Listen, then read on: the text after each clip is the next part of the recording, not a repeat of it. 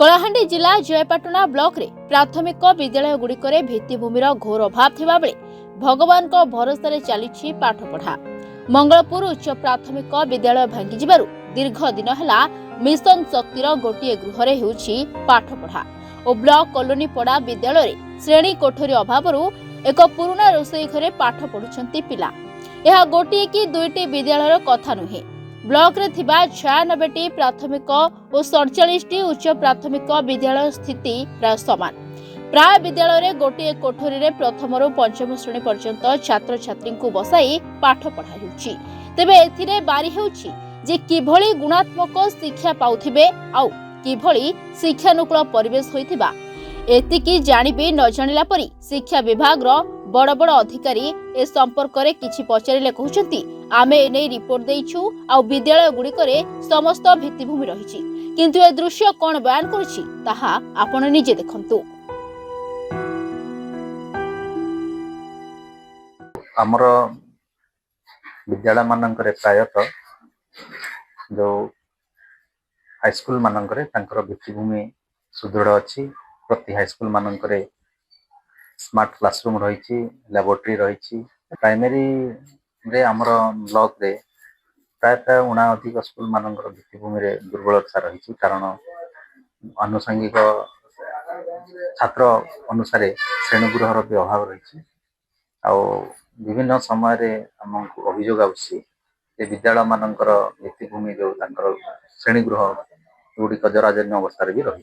एपरी तो जेहेतु मो सीआरसीसी माध्यम कौन अभियोग आसी ना, तथापि भी आमर विद्यालय मानक वार्षिक अनुदान दि जाउछि, जो अनुदान देखिए से शौचालय सफा सुतरा करवा, इलेक्ट्रिसिटी बिल बांधिवा आउ पानीय प्रकल्प जो रही एक्वागार्ड सेटा परचेजिंग करवा किंबा तार मरामती कर व्यवस्था रही। गोटे क्लास में पढ़ाऊे जेहेतु शिशु बाटिका रो पंचम जाए से आमके बेसी असुविधा होचे आर पिला माने भल कर पढ़ी भी नहीं पारबार, बसी भी नहीं पारबार। जेहेतु आमर पिला 73 पिला रो 50 ऊपरे एका सब दिन आसुछन। क्लासरूम चली छे गोटे बे तमे सेटा नहीं कंप्लीट हबाता। गोटे क्लासरूम वर्षा सीजन रे 1 रु 5 होता। वर्षा सीजन रे पानी गलु से हमर एटा होचे नवरंगपुर आ कलाहांडी बॉर्डर गाड़ी रे रास्ता जास होचे। गाड़ी माने पिला माने बाहर के जाउछन तो बाउंड्री भी नहीं ना, दुर्घटना घटबार संभावना भी अच्छे। नहीं ना शौचालय चलছে नहीं एटा रिपेयरिंग काम चलছে हेति लागि चलाई किभଳି भाबे तदारक हेउछि लेसन नोट आउ लेसन डायरी ताहाकु नै अनेक प्रश्न उंकी मारुथिबा बेले आखि बुझी प्रदान हेउछि कि दरमा। कोनी कोनी छात्र छात्रींक भविष्यत गरीब अभिभावक माने दायित्व रे थिबा शिक्षक शिक्षयित्री को टेकी देथिबा बेले पिलांक भविष्यत अनिश्चितता भितरे गति करुछि। अनेपटे विद्यालय गुड़िकर पानीय जल आउ शौचालय कथा तो न कहिबा भल, केउठी ताला झुलिछि तो आउ केउठी दीर्घ वर्ष होला शौचालय अचल रहिछि। तेबे छात्र छात्री सीधा सड़क नलकूपर पानी पिउछंती। यह प्रमाण करुछि जे सरकार छात्र छात्री स्वास्थ्य और भविष्यत प्रति केते सजग और केते तत्पर अछि। बालूजर स्कूल भल नहीं ना एकरे देखले गोटे रूम रहउछि, 5 क्लास पते अछि, गोटे रूम होचे पढ़वा लागि बेसी असुविधा होछि। से छात्र भी गली जाउछे वर्षा बेले एबे भी दबी जाइछे, देखबे बोले दबी जाइछे। ता बाद रे बाथरूम गोटे अच्छे, इटा भी बिल्कुल नहीं चलबार बोले कहते लगी लेट बाथरूम जदि सफल थिबा बोले हमर जियो पिला 5 क्लास रो अच्छे, जियो अच्छे पुओ अच्छे।